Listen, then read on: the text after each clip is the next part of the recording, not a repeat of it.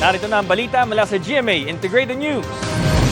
Nagkasundo ang Pilipinas at Amerika na doblehin ang kanilang bilateral coordination kasunod ng pagharang at pagbangga ng mga barko ng China sa mga barko ng Pilipinas sa West Philippine Sea noong October 22. Sa isang joint statement, sinabi ni Defense Secretary Gilberto Teodoro Jr. at counterpart niya si Lloyd Austin III na pinag-usapan nila sa isang phone call ang tungkol sa insidente. Tinawag nilang dangerous and unlawful maneuvers ang ginawa ng mga barko ng China.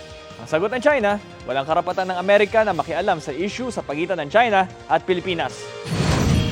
Para sa mas malaking misyon at mas malawak na paglilingkod sa bayan, ako po si Bam Alegre ng GMA Integrated News, ang News Authority ng Pilipino.